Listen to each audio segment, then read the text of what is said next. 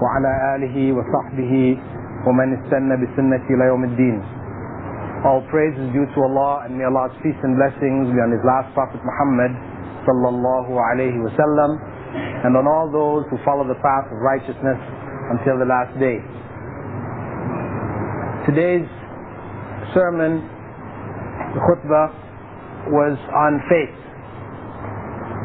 And the Imam began his presentation by giving a clear definition of what faith represents from an Islamic point of view. That it represents fundamentally a conviction in the heart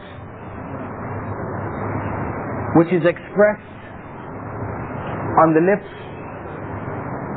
and which is put into practice by the body parts. That faith is not fundamentally something which a person keeps in his heart, which is not expressed either in word or in action. The Islamic point of view is that faith is not considered complete unless it is linked with the statement, the expression of the faith in word and in deed. And this is why we have as the first pillar of Islam the declaration of faith. When we look at the Islamic system, which is built, as we all know, on 5 pillars, the first being the declaration of faith, following that the establishment of 5 times daily prayer, then the giving of zakah, fasting in Ramadan, and performing the pilgrimage to Mecca at least once in a lifetime. When we look at these 5 pillars, we see that the first one is the actual declaration of what is supposed to be in the heart. That commitment that one has in one's heart to God is expressed in that declaration. When the declaration is made, it is not made to inform God, to inform Allah that we believe, because Allah knows what is in our hearts. It is not necessary. He does not need us to express our belief in words. He knows what is in the heart. So therefore, the expression of belief in words, this is fundamentally for the knowledge of the community that this individual is a part of the community, and for the individual himself to protect himself in times of weakness. Because if a person is a believer, holds that faith in his heart, but does not inform others, then in times of weakness, because he may have that belief in his heart and it may affect his actions, he may start to do righteous things, doing good things, etc. But because people do not know that he is in fact a part of the community, if in his time of weakness, and our faith goes up and goes down, if at a period of time when his faith is down, the satanic forces, the evil forces draw him or call him into evil, to do some acts of evil, then if the community doesn't know that he is a part of the community, then they may see him going into evil and not say anything. However, if his faith has been made known to the community, then some members of the community observe him going to do something which they know to be prohibited, they will catch a hold of him and say, "What's happening, brother? You're having some problems." They will try to find out what is causing that individual now to go to what we all know to be prohibited. So that declaration of faith is fundamentally for the protection of the individual, that he lets himself be known to the community so he may gain their help when he is in need of help. But when we look at the other 4 pillars of Islam, we see that they're all pillars of action. So we could say 4/5 of Islam is action. 1/5 is a theoretical declaration, something which is supposed to be an expression of the heart, but the other 4/5 of it is action, deeds, righteous deeds that we are obliged to perform. So the Imam quoted verses from the Qur'an and various statements of the Prophet Muhammad sallallahu alaihi wasallam to support this concept of faith not being merely a claim. Because it is very easy for people to mix up knowledge and faith. We may have knowledge of a thing, but we may not have faith in that thing. And people oftentimes confuse knowledge with faith. A person may know all about Islam, like you may find Orientalists, for example, who have studied Islam in universities in the West for a variety of different reasons. None of them seeking God. These individuals will know Islam. If you ask him the details of prayer and how many times does a Muslim pray in a day, how many units of prayer does he need to pray in, he will be able to give you all these details. He may be able to go into Islamic law into depths that you don't even know about. Yet, this individual is a disbeliever. That knowledge does not create belief. In Islam it is true that knowledge has to precede belief. Knowledge has to come before faith. Because if an individual jumps into faith before knowledge, then it's very easy for him to end up a Buddhist or a Hindu or, whatever. Because those people who are Buddhists, Hindus, Christians, etc., they have faith, many of them have faith in their system. But it is not based on knowledge. It's based on upbringing, because they were brought up in a family that's what they did. Or it may be based on emotion, because they came across a people who seemed to be doing something which seemed to be emotionally pleasing to them, so they joined this. It wasn't based on them having knowledge, analyzing this thing. Is it really right? Is it really wrong? Is everything else really wrong? And this is really the right way? They've not analyzed it systematically, but they have been drawn into it emotionally.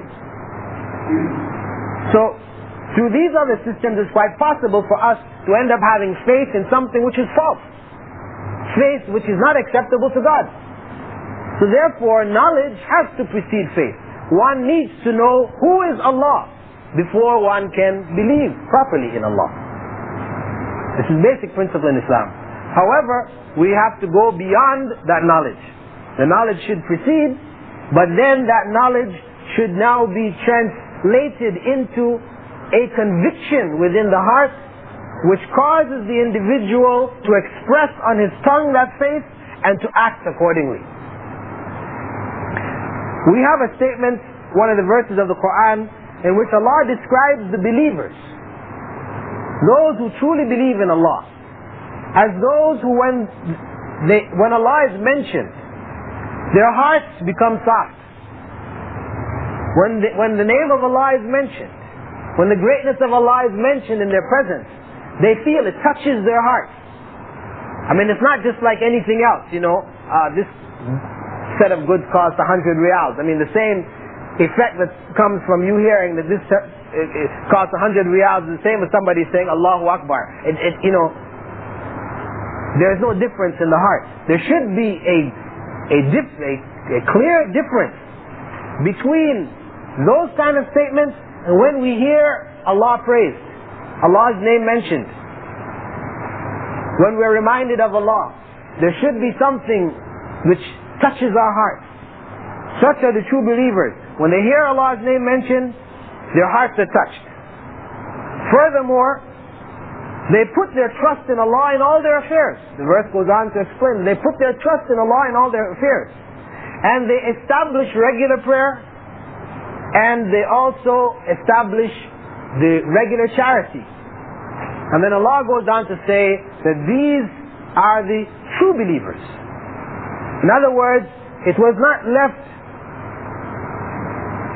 at the point of their hearts being touched.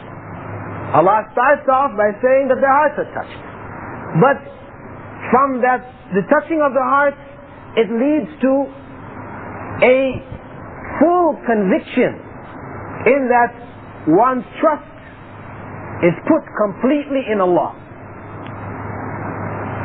Furthermore, after putting trust in Allah, then the actions, the practical actions come into play. The establishment of regular prayer, which is our link with Allah. 5 times daily prayer, organizing our day around the remembrance of Allah, maintaining that contact. This is a basic. If we believe in Allah truly, then that is automatic. We don't even question why, how many times, so many times. No, we recognize this is a minimum. This is not all that we should do in terms of prayer to Allah, but this is a minimum. This is to maintain, for us to maintain an even keel, a correct balance in our life as believers. Furthermore, we are enjoined to establish regular charity. We pray what is compulsory for us once a year, and we also give voluntarily to those who are in need, various Islamic causes, etc. We are constantly, sharing what Allah has given us with others, because we believed in Allah truly. We trusted in Him that whatever we give for His pleasure, Allah will return to us tenfold to 700-fold to, as He wishes. But we will be gaining, our reward will be increasing, our benefit will be increasing from that money, though in practical terms our money is decreasing. And Allah closed that verse by talking about the reward. That the reward would be that Allah would provide for us in paradise. The reward for such, those whose hearts are touched by the mention of Allah's name, who put their trust in Allah, establish regular prayer and regular charity, such individuals who are true believers will get the reward which Allah has promised of paradise, the ultimate reward for living a righteous life. And he went on to quote a hadith, a statement of Prophet Muhammad sallallahu alaihi wasallam, which was recorded in Sahih al-Bukhari, which speaks of the comprehensive nature of the faith, wherein the Prophet Muhammad ﷺ was quoted as saying that faith has over 70 branches, and that the highest of the branches, or the most important of the aspects of faith, is the declaration of faith, La ilaha illallah. And that the lowest branch, which is still a part of faith, is the removal of harm from a path, an action. We see some glass, a nail, whatever in the path where people walk or whatever, and we take that thing, we move it from the path. This is the lowest branch of faith. And he went on to say that shyness, modesty, is a part of faith. So, in expressing that, the Prophet Muhammad ﷺ was calling us to the realization that the faith covers all aspects of our life. And there is really nothing too small of righteousness that we could ignore doing. Anything which we can conceive as being good, to do that is a part of faith.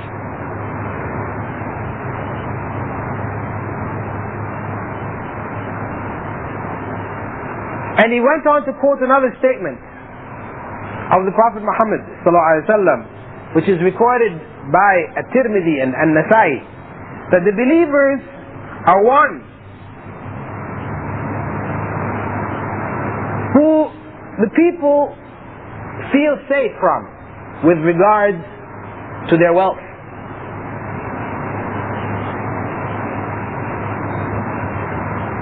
There is another statement which he said also, that the believers are one from whom the Muslims are safe from their hands and their tongues. In other words, a true believer is one who does not hurt the rest of the community by his tongue, that is, by backbiting, telling lies, slander, etc., etc., spreading rumors. This is not the act of a true believer. Nor does he hurt them by way of his actions, his physical actions, by taking their wealth unjustly, by cheating them in business, selling them products which they know to be defective, etc. In their actions, they do not harm the believers, nor in their speech. And the Prophet Muhammad ﷺ was also recorded as saying that none of us truly believes until we love for our brothers what we love for ourselves. This is the completion of faith. That our actions represent or manifest our love for our brothers. That we love for others what we love for ourselves. What is pleasing to us, we try to do for others. What is displeasing to us, we avoid doing to others. And the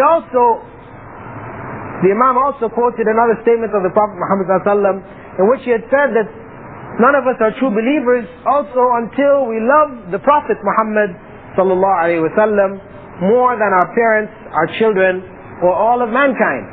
Again, as we spoke about this concept in the previous Jummah, that this is a love of obedience, wherein we would give precedence to obeying the Prophet ﷺ over obedience to any of mankind. This is the highest expression of that love. As Allah said in the Qur'an, إِن كُنتُمْ تُحِبُّونَ اللَّهَ فَاتَّبِعُونِي يُحْبِبْكُمُ اللَّهِ. This is for Prophet Muhammad ﷺ to tell the believers, if they are truly loving Allah, seeking the love of Allah, then that should be done by following the Prophet Muhammad ﷺ, and Allah will love them. We earn the love of Allah by obeying the Prophet Muhammad ﷺ. Why? Because he was the intermediary between us and Allah in terms of bringing the final message to us. This was the role of the prophets. They were the intermediaries between Allah and mankind in terms of conveying that message, not in terms of worship. Because of course in terms of worship there are no intermediaries. We worship Allah directly, and this is what the prophets all told us to do. This is what Allah conveyed to the prophets to tell us to do. So they were intermediaries in terms of conveying the message. Allah chose them as examples for us to show us how we should apply that message. The revelation which came was practically demonstrated for us. This was the role of the prophets.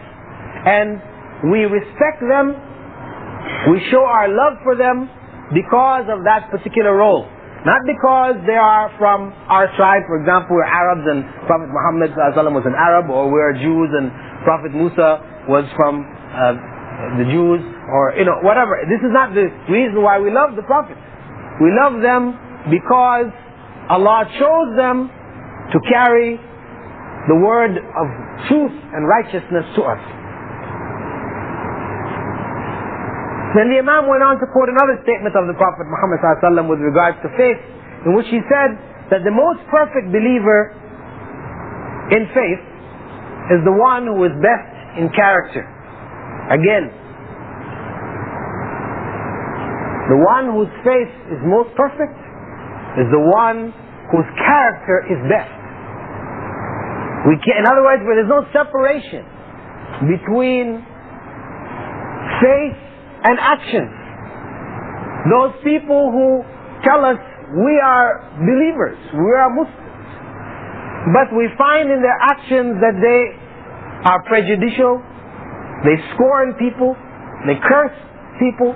Their actions are that of bad character, of evil character, where we see even the non-believers expressing their characters of a better, of a higher level than the so-called believers. Such individuals are not true believers.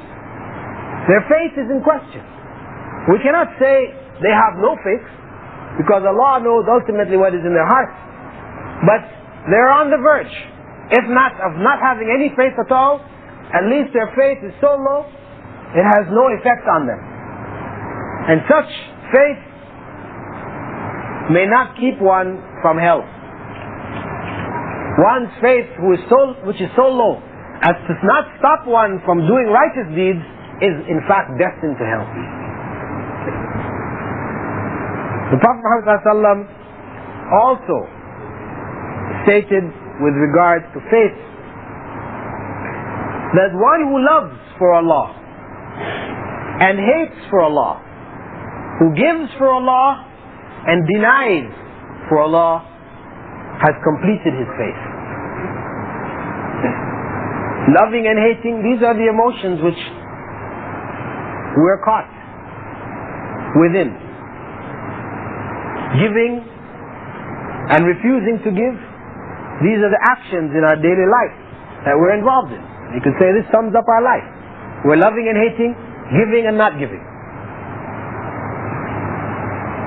When we do these actions for the sake of Allah, then our faith is completed. That we only hate people for Allah. This is something very difficult. It's very easy to hate for all kinds of personal reasons, as it is very easy to love for all kinds of personal reasons. But we have to strive to look into ourselves in terms of the things which we love and the things which we hate, and put it in relationship to Islam, with the teachings of Islam, with the pleasure of Allah, to make sure that we're loving those who Allah loves. Because if we love those who Allah hates, we're in trouble. And if we hate those who Allah loves, we're also in trouble. So we have to make sure that the things that we love, the people that we love, are those things and people who Allah loves. And the things that we hate, the people that we hate, are those who Allah hates. Similarly, when we give, we should give for the pleasure of Allah, not to control people. No, because we think of philanthropy, we have people who will give, but they're giving not for the pleasure of Allah, because of this person's need, trying to help this person, but to control that person.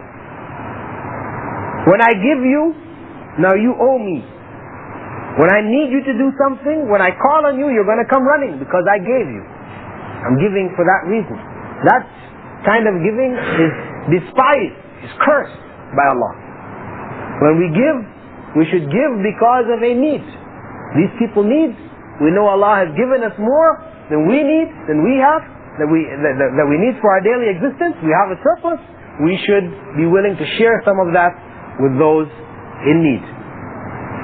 Similarly, we deny, we prevent the giving to certain people because of the fact that we know that they are whom Allah hates, or they are part of a system which Allah hates.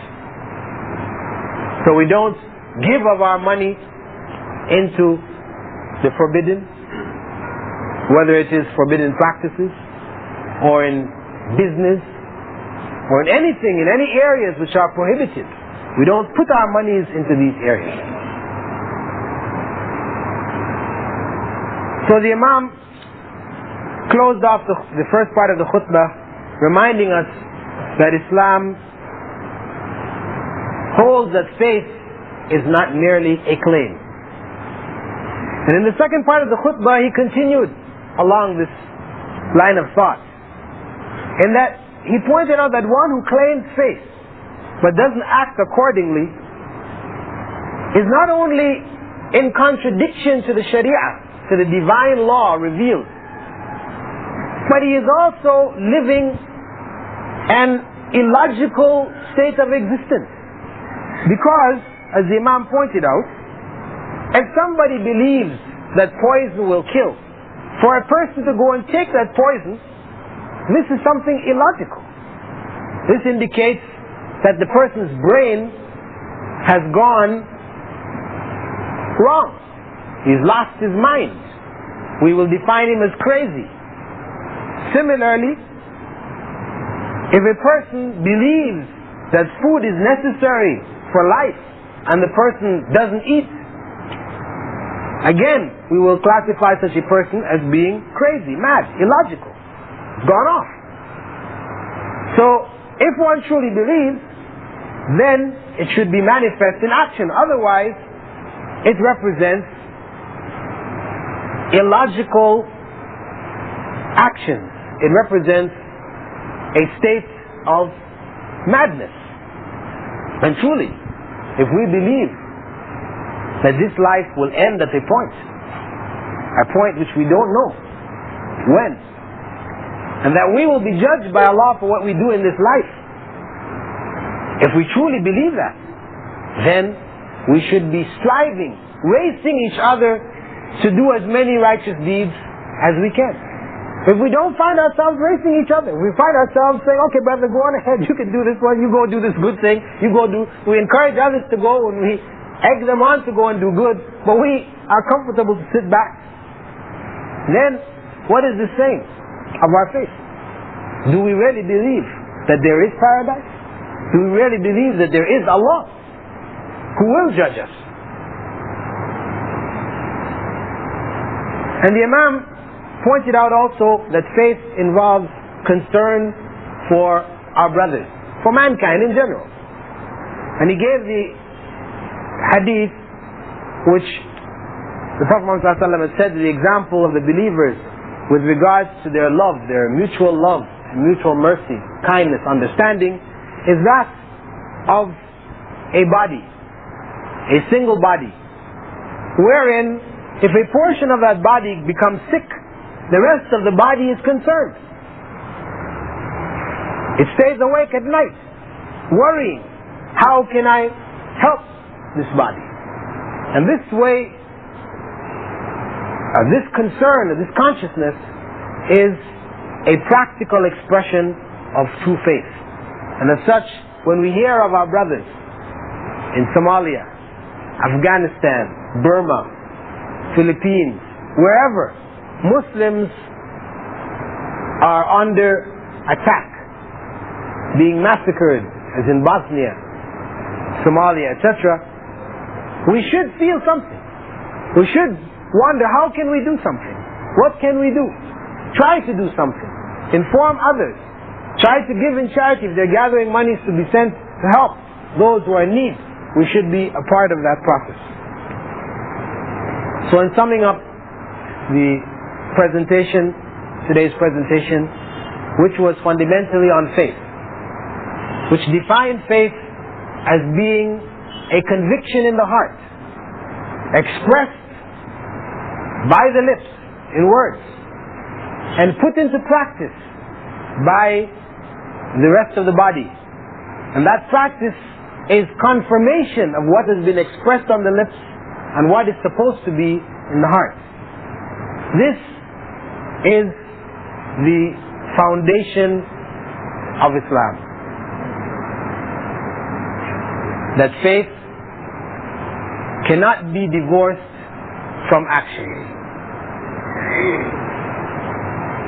And this is something we need to keep in mind, because we may be involved also in actions. We have the actions of faith, the prayer, the zakah, and everything else. But these actions may not be done with a conviction in the heart. You have people who go through the motions. And we know about the hadith where the Prophet Muhammad ﷺ had said that there are some people who would do the deeds of the people of paradise until they reached a bow's length away from paradise, then they would begin to do the deeds of the people of hell, and die doing the deeds of the people of hell, and be cast into hell because of it. That there are people who will do righteous deeds in their actions because of the pressure of the community. For example, giving example, in the community here where it may be quite tight, and one who doesn't go to pray is known, so an individual will go and pray so that he does not stand out from the others. Or he may give zakah for cultural reasons, because it's a part of his culture. He fasts because it's a part of the culture also. Every year comes around, everybody fasts. One may do these kind of actions, but without the conviction in the heart, these actions are useless. They have no value. They will not take us to paradise. And we have to check our own actions out. Be certain that what we are doing is a reflection of what is in our hearts. And be certain that what is in our hearts is in accordance with what Allah has prescribed for us of Islam. And that basically sums up the text of the sermon. And before we go into comments and questions and answers, etc., because sometimes in the course of our discussion following the general presentation of the khutbah, we get into questions which continue on to a point where some people have to go, they have business to do, etc. So before we get into that, there is something which I would like to share with you, and that is that our brother here, Brother Sean Mitchell, who is with the Air Force here from America, he decided today that he would join the faith. So he is now going to make the declaration of faith, and we hope you can all share in the pleasure of the moment and with himself, myself, inshallah. Witness that there is no God but Allah. That there is no God but Allah. And I bear witness that Muhammad is the last messenger of Allah. You repeat this in Arabic now. Ashhadu an la ilaha illallah wa ashhadu anna Muhammadan Rasulullah. Congratulations, brother. Allahu Akbar.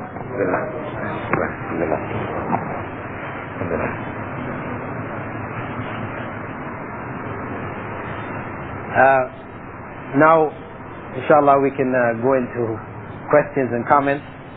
Our brother, I should just mention, he has been here just a little over a month. It was Allah's will that he had gone into the gold souk, and whilst there somebody gave him some pamphlets, and this started him on the path, reading about Islam, and he's been collecting materials, and people around him, wherever he needed books, etc., he's been collecting them up and reading, continually studying. And alhamdulillah, he called me up yesterday to inform me that he was ready, and inshallah I invited him down to come and share with you all his entrance into Islam. If anybody had any comments that they wanted to make concerning the khutbah or the sermon, or any questions they'd like to ask concerning this concept of faith. You mentioned before, like the portion that described the believers, the true believers. You did miss one. That وإذا تليت عليهم آيات زادتهم إيمانا.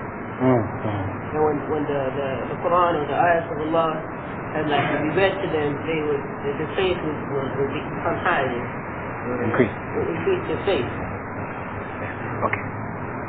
So I don't know if you caught exactly what he's referring to. It's in the description in the ayah or the verse from the Qur'an where the Imam mentioned, and I mentioned the different facts that when the Qur'an is recited, that their hearts become soft and are conscious.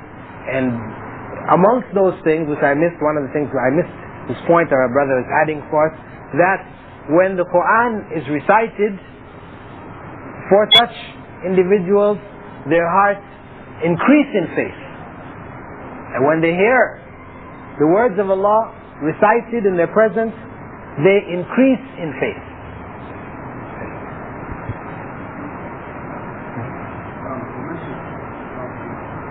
Love, hate for Allah. And point of discussion. We actually, mainly, we know that we love for the sake of Allah. We know we don't love for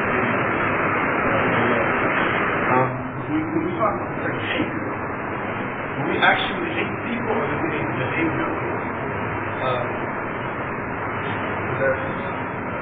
I've heard different points of view about it. Do we hate people because they're not believers or do we despise the act of this behavior, particularly when they are against, when they are in war against Allah and this program? Because we know that the people, those who are disbelievers, believe, then they are our brothers. Well, yeah, this is a fine point, possibly maybe classified under the general heading of philosophy. But it's worth considering in the same way that when we love a person for Allah, we don't just love the person's act, we also love that person. We feel feelings of love towards the person, towards the acts that the person does, as well as towards the person. Similarly, a person who has shown himself, you see, a person may be a good person, but he does a wrong deed. We hate that deed, we don't hate the person. Here, in this case, he's made a mistake, but this is a hateful act. We hate the deed. But now, if the person is an evil individual, and he does evil deeds, then we may hate those deeds and the person.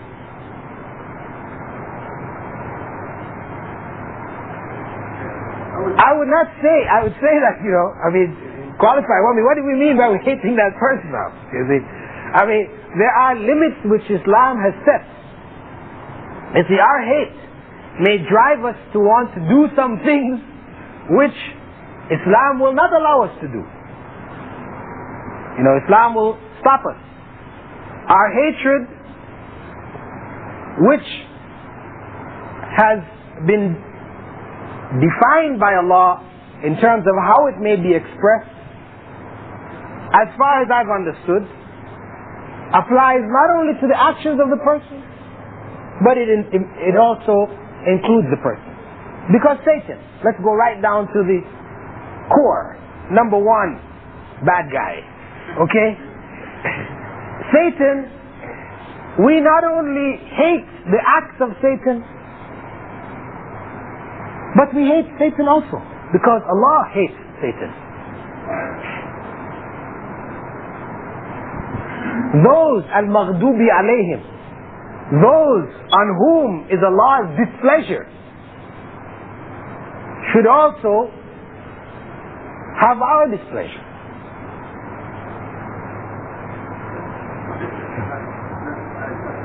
But you have to keep in mind also, and I really keep it on brag about really concentration. Number one, among the duties of a Muslim is to spread the message of Allah.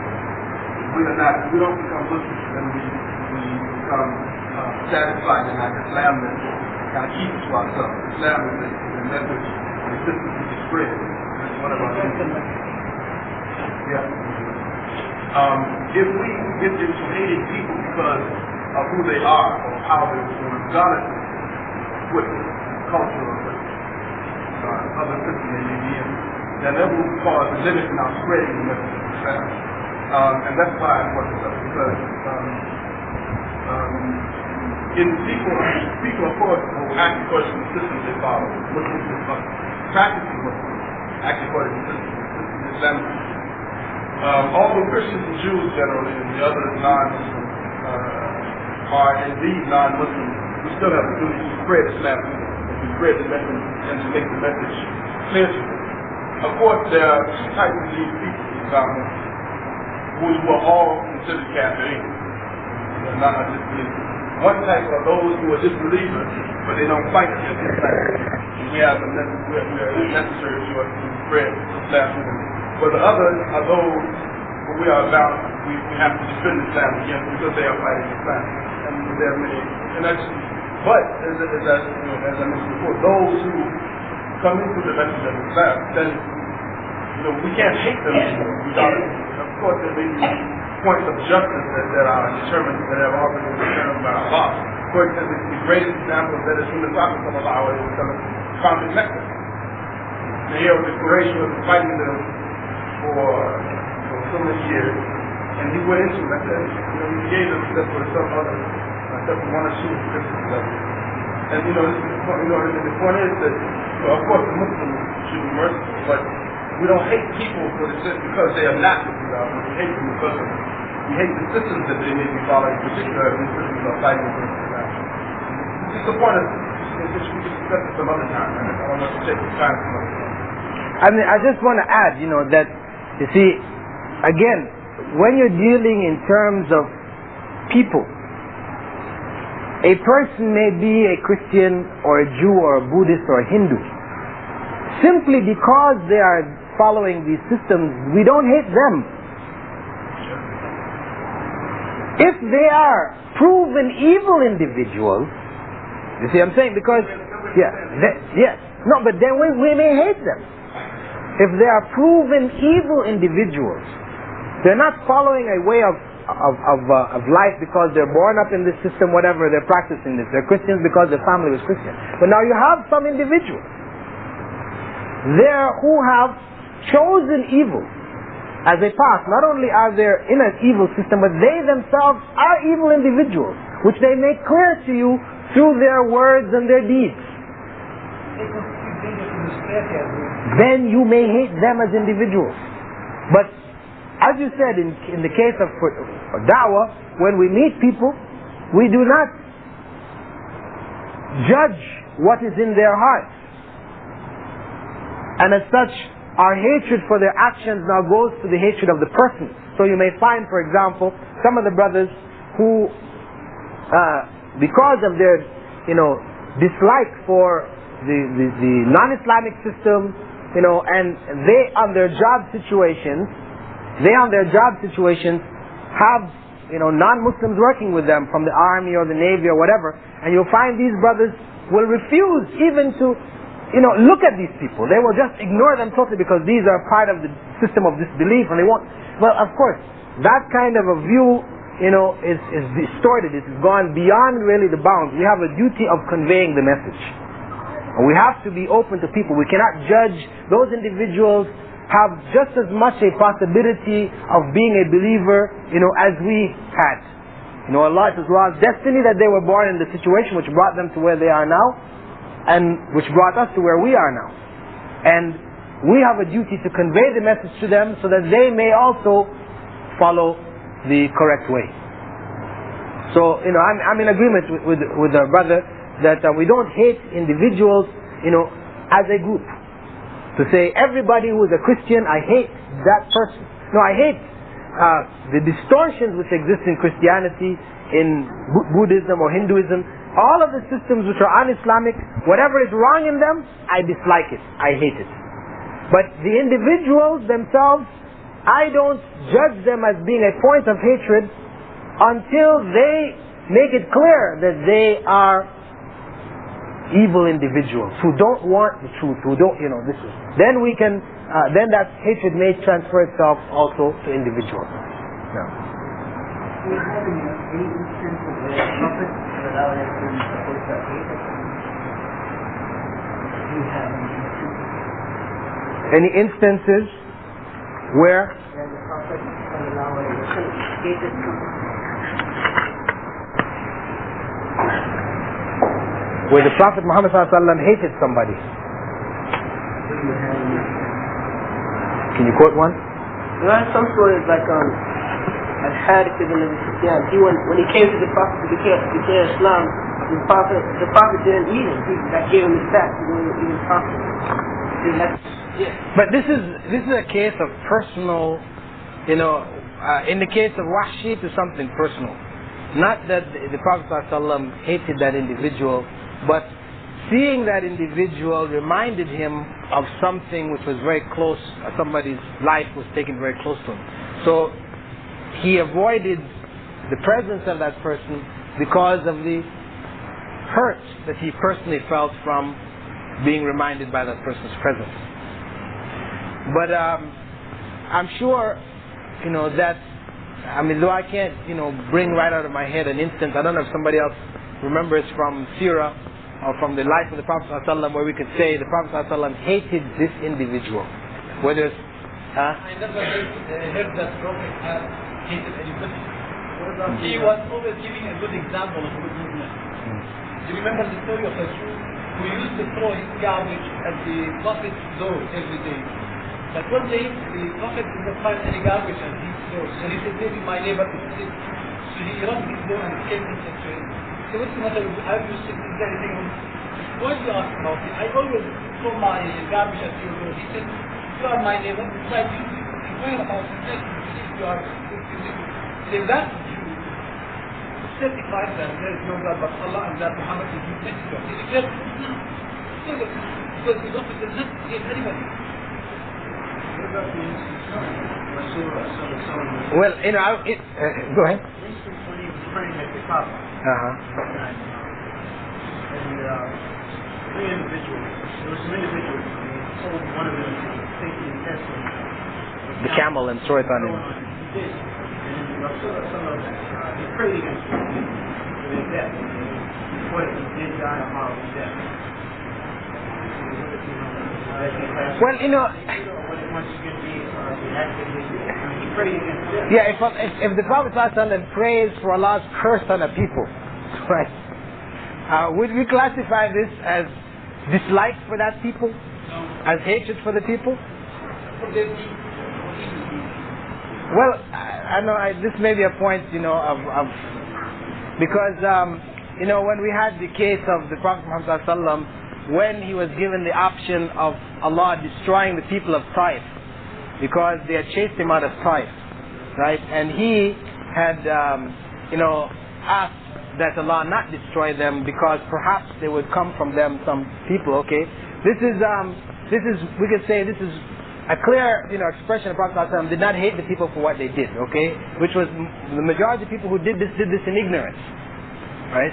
However, in the case when we had of the those reciters were sent, Quranic reciters were sent to the tribe, and they ambushed them and massacred all of them. And the Prophet Muhammad ﷺ in the prayers prayed against them, asking Allah's curse against them. Allah knows, we cannot say that He didn't hate them, but at the same time, I wouldn't want to say specifically unless He said so, that He did.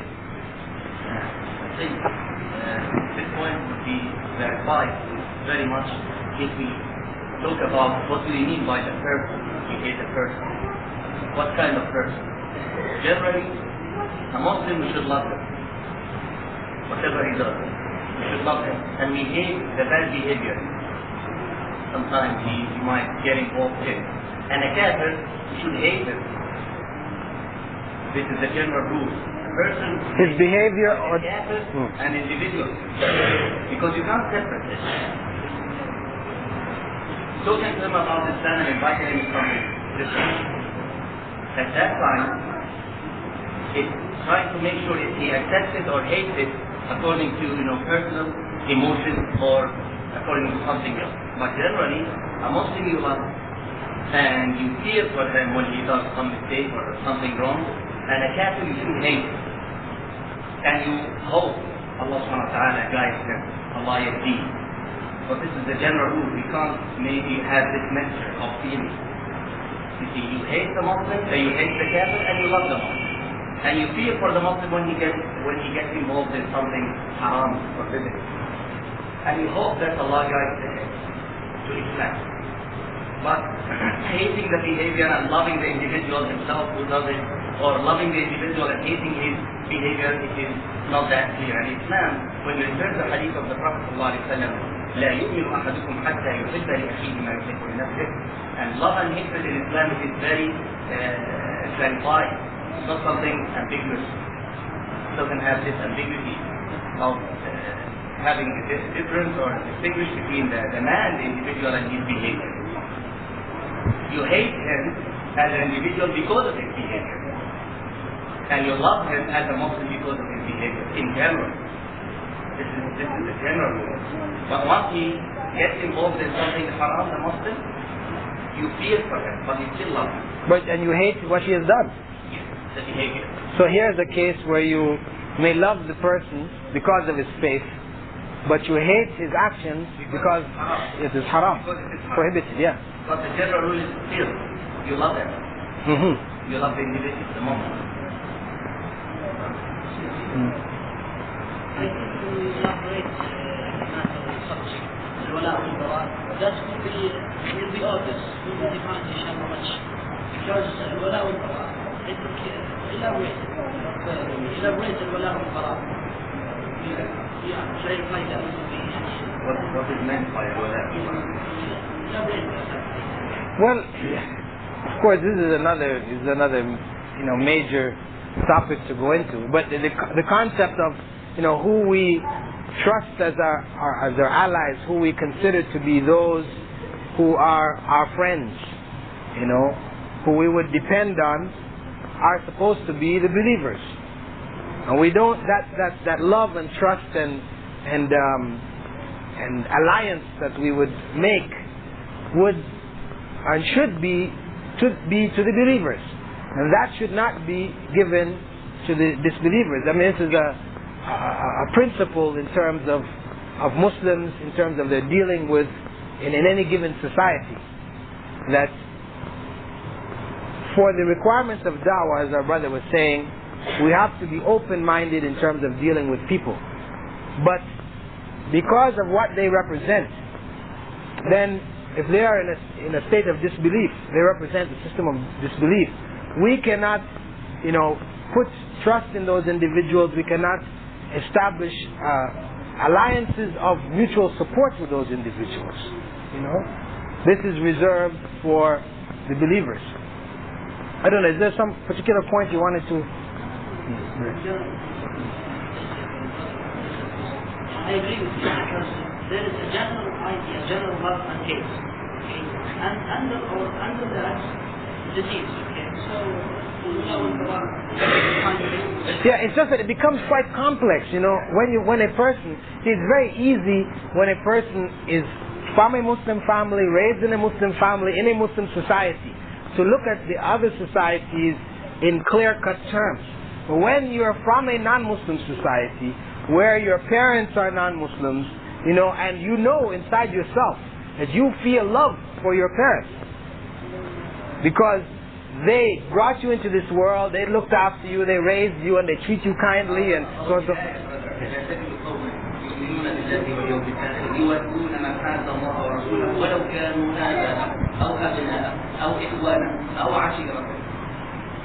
This is a general ayah, very, very clear. Doesn't need any explanation. لا تجد قوما, and he didn't say. Translate it for the brothers. Translate it, brother. لا تجد قوما يؤمنون بالله واليوم. You might not find a Muslim. You will not find. Who does believe in Allah and the day of the last day. يوادون, love. من حاد الله ورسوله. Those who are not believing in Allah and His Prophet. ولو كان, even if they are آباءهم, their fathers, parents, أو أبناءهم, children, أو إخوانهم, brothers, أو عشيرتهم, belonging to the same tribe. This is the clear meaning of the ayah. So it gives the general rule that even if he is your father, you fear for him, you hope that he becomes a Muslim, and you exert your thought for inviting him, but still, what is in the heart should be very clear. Or else, deed means love and hatred. This is the meaning of deed. If you keep stealing, it would be a problem, a great problem. Okay. Well, you see, A question arises here. The problem is the following. Is every non-Muslim a Kafir? And is every Kafir a non-Muslim? In other words, an outright rejecter of faith, a conscientious, outlaw in the eyes of Allah subhanahu wa ta'ala.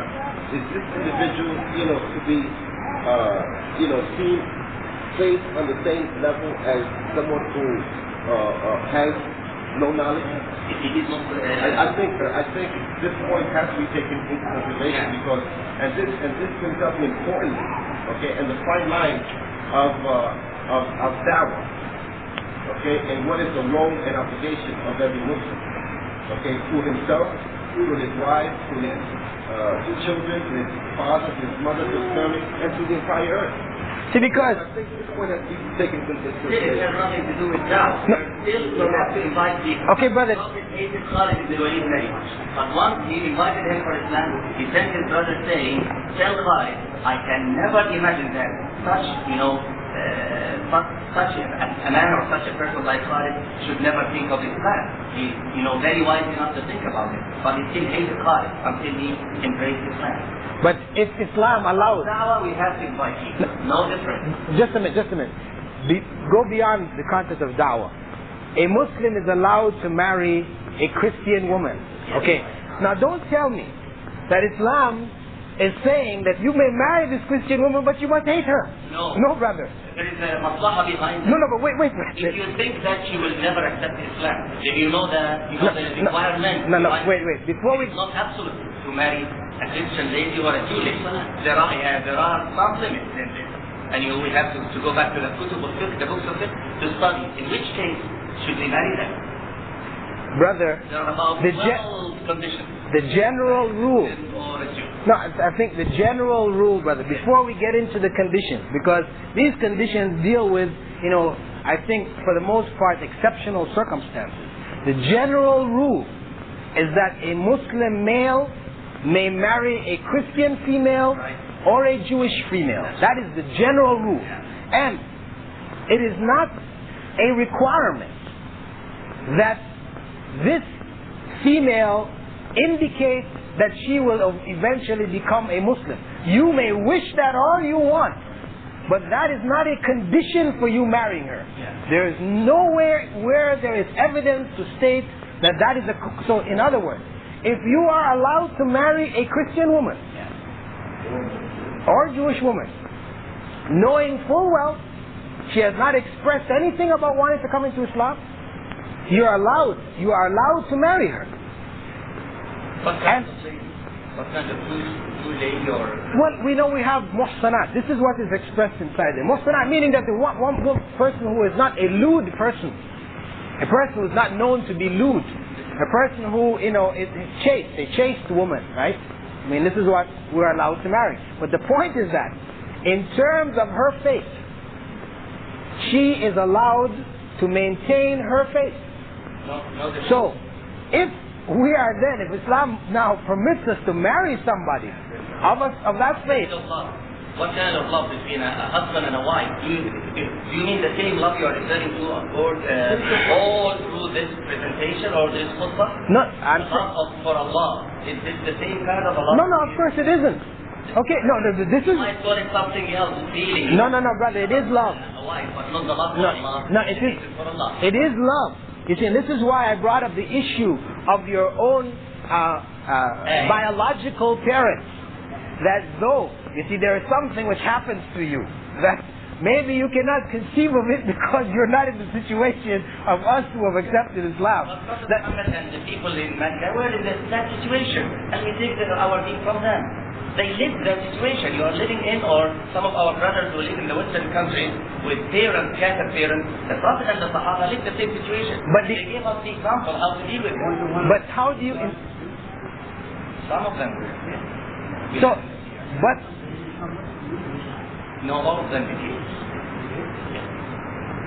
None of them died as a Catholic, as a Christian or a Jew. Of the time of the Prophet Muhammad sallallahu alaihi wasallam.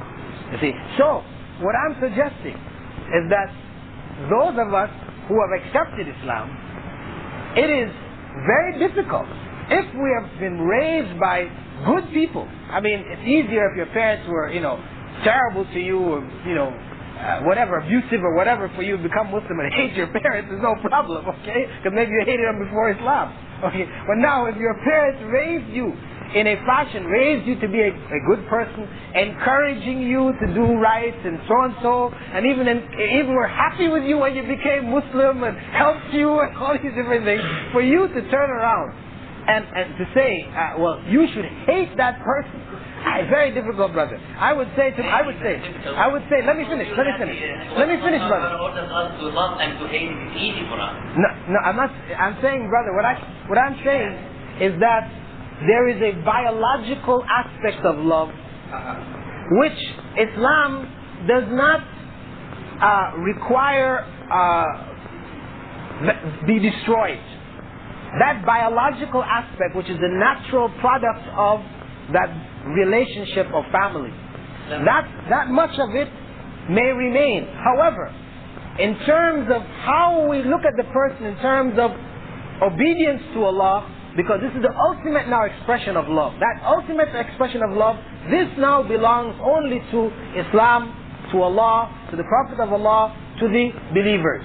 That if our parents ask us to do something which goes against what Allah has commanded, then we do not follow what they've asked. So our love does not go beyond that basic biological level and now enter into the realms of our actions where Allah's commands govern.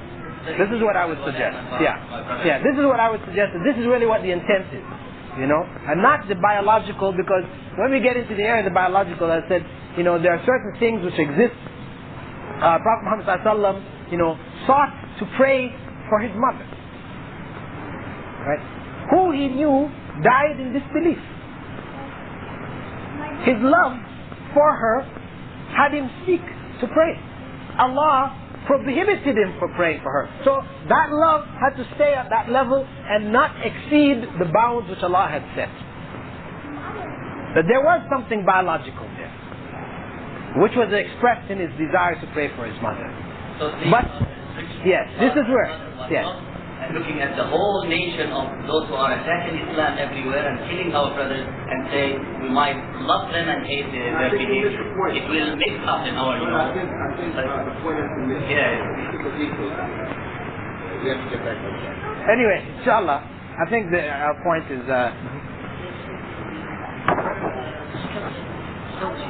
Friday, Brother Abdullah pushed that subject. When you have someone who sticks to you, while you're praying, okay, and he's disturbing you, from your bad life, putting another side of his hand and saying, playing, like that.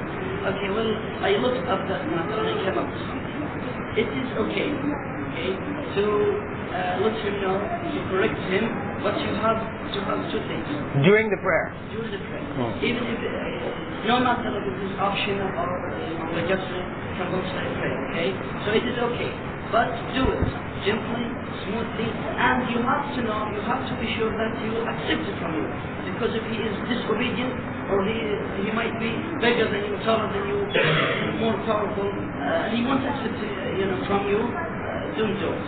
Okay, don't do it. Because what's the benefit out of that? If you do it smoothly, you have to be sure that you accept it. In other words, if you feel doubt, if the person next to you is, fidgeting in his prayer, etc., and you feel doubt about him accepting your advice, which would happen during the prayer, wherein you stop him, because what it came up, actually, you weren't there, brother, but what was suggested, or the question arose, if a person was carrying on like this, maybe playing with his fingernails or whatever, could you, in your prayer, in the course of your prayer, then take his hand and put it back, just gently stop his actions in that way? Is this allowable? In the days of Prophet Muhammad somebody sneezed, and an ignorant man, he didn't know that in Salah we shouldn't nishambit and say Yarhamukallah. So he said Yarhamukallah. All the Sahaba kept hitting their thigh. telling him to shut up during Salah. He looked at them and, why are you doing this to me? It increased him. See? They kept, hitting their side more and more and louder and louder. La ummalak. And they forgot about him until he finished Salah. Prophet Muhammad got him and he told him that in Salah we should not, say anything strange or away from Salah. And he referred to that in one of the hadith saying, بِأَبِي هُوَ وَأُمِّي مَا رَأَيْتُ مُعَلِّمًا أَحْسَنَ مِنْهُ. I never saw a teacher better than him. مَا كَهَرَنِي وَلَا نَهَرَني. He did not shout at me, he did not he reproached me for this. But he just very kindly and calmly told me that he shouldn't do it. And his Salah was accepted. So this is an example showing that in Salah, if you can't keep on concentrating on Salah because of this behavior, you might do it. And usually you don't know if he will accept or not, but you do it the first time. If it reminds him and he stops, fine. Okay. If not, you're not late. Sure. What about the hadith you were going to read from Muslim? Okay. I do have a question. If we're finished with the subject we were doing, this is in reference to the Qur'an question. When you first began to translate for us, you said that the general principle within Islam, or basic principle within Islam, that knowledge precedes faith. And in reference to that statement, my question is, when Prophet Muhammad sallallahu alaihi wasallam was going to the cave of Hira, what knowledge did he know? When the Sahaba, when the people who listened to him, when he first came to his wife Khadija, and the others, when he first came to him and presented what he understood or what he believed in, what knowledge did they have that they accepted what he was telling them? What was the knowledge? Was the knowledge or was it faith? Was it faith based on what they saw in his character? And that they believe this man to truly be a religious person, a holy person? Or did they have, when you utilize the word knowledge, what comes to my mind is that someone had a book to read, or that someone had, there was a school teaching fiqh, or whatever the case may be. And through learning this, achieving this knowledge from another teacher or something, it in turn increased their faith. But during that particular period, in some instances, even today, from what I understand, there's, knowledge is very limited in many societies. There are still places today where Muslims are virtually nil. I mean, there are Muslims in Bosnia who are not losing faith, but what knowledge do they have that eventually their situation is going to turn around? So if you could define that a little bit, clarify that, it would be helpful. Well, you see, if we consider that the Prophet's father and mother were idol worshippers, his uncles and relatives around him were all idol worshippers, okay? He had to make a conscious decision not to worship idols. That God, Allah, was not in these idols that were being worshipped, but was beyond these idols and choose not to worship the idols. He had to, this is a conscious, mental decision based on some knowledge. This is not emotion now. Emotionally speaking, he would have been caught up in idol worship because his family was doing it, everybody else was doing it. For him to break out of that and to choose to worship only one God, this involves a point of knowledge. Of knowledge of which may come, see, knowledge may not always come from a written book. It may come through reflection. It may come from you sitting here and looking at the situation, subjectively, objectively as opposed to subjectively. Looking at the situation, adding it all up and say, well, this doesn't make sense, that doesn't make sense. This, just like you find amongst Christians, some people who have rejected the worship of Jesus. From analyzing the situation, looking at what the prophets brought with before, what was Jesus actually saying, what is the church saying, and so and so, they choose out of it after reflection that this is really the correct way. This is correct. That is knowledge. You know, on the basis of that knowledge, they can find Allah. But on the basis of emotion, as I'm talking about the difference between knowledge really and emotion, right? That faith must come after the knowledge is there.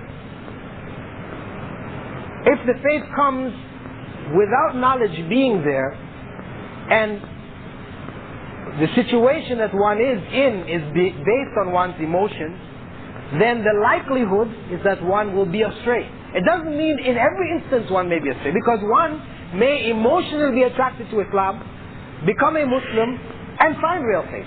So I mean, it can happen that way. But on a general sense, if we look at the world as a whole, people who are worshipping God based on emotion, based on the circumstances in which they were brought up, the society, etc., they will be astray.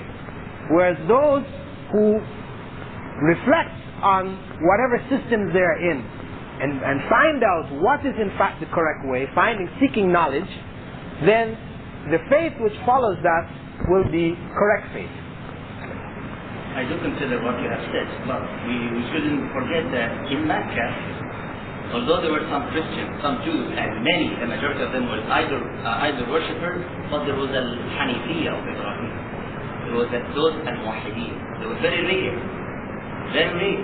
You know, some people you can count, about 20 or 30 in a Jazira al-Arabi. One of them was Prophet Muhammad who inherited the deen of Ibrahim. The traces of it, although many people forgot about it because they followed the way of the shaitan, the Satan, but still there was a wahdaniyya of Ibrahim, al-Hanifiyya samha. This is why Prophet Muhammad was following the deen of Ibrahim, which generally meant searching for one God. Al-Hanifiyya was there, although it was very rare. So Muhammad ﷺ, by the guidance of Allah, was one of them. This is the knowledge you are referring to or you're talking about. Knowledge, the basic knowledge here is the Tawheed, and he was following it. But he didn't know where and how and the details of it until Allah subhanahu wa ta'ala sent his messenger Jibreel. No, that's what you are confirming what the Prophet said. Same thing. Meditation. My next referring to al-Fitra. Yeah. By his Fitra, which was flooded by all the idol worshipping and the bad ways of the Meccan people and all in the peninsula. But the truth for the search for truth. Yeah. Right? I mean, he had it by the guidance of Allah and the reflection. The few people who were following the deen of Ibrahim and Hanifiyya were there still, although they were not considered or looked at as a big number, but they were still some of them. So in other words, the ideas, the Unitarian ideas, though it was rare in that circumstance, it did exist there. So that knowledge was there. So there was something which one could even compare. The others who chose that, you know, it was being carried on, and even as you could say, even in other parts of the world, you will find the Unitarian thought, you know, existing. People are reaching it, arriving at it, you know, regardless of the circumstances they brought up in. That thought has been existing right from the day of Adam alayhi salam. Yes. Thought has been existing right from Adam alayhi salam.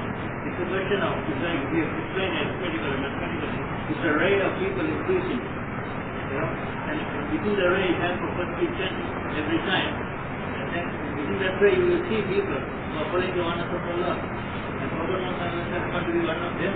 Within that ray people following the same people. And there's another evidence to when Khadija took Muhammad to her cousin, Waraqah ibn Awfal, the man there, he knew the old books and he knew the deen of Ibrahim, Musa and Isa.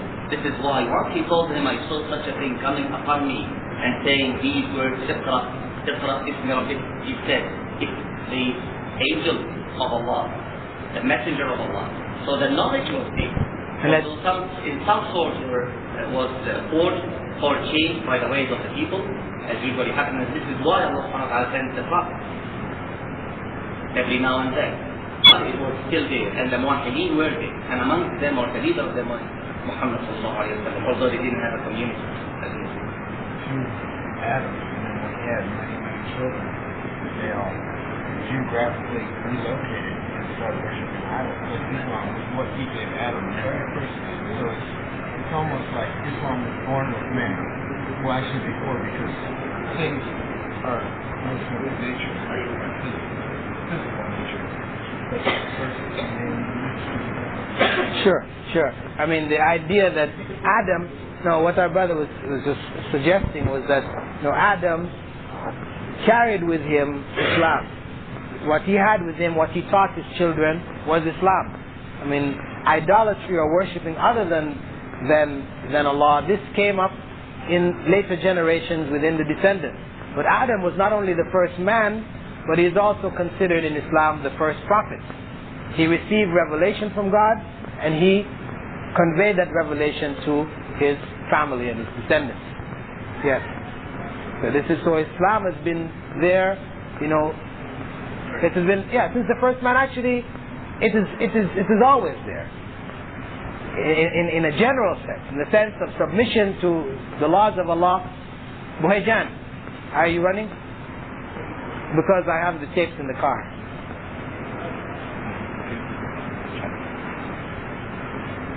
Okay, inshallah, if we have no other questions or comments, we will close up the session. Subhanaka Allahumma wa bihamdika, ashhadu an la ilaha illa ant, nastaghfiruka wa natubu ilayk. And we ask Allah to help us to realize the realities of faith, that our actions express what our faith is supposed to be, and that we love for our brothers, show concern for our brothers throughout our lives, and ultimately that we attain paradise at the end of our lives. Amen.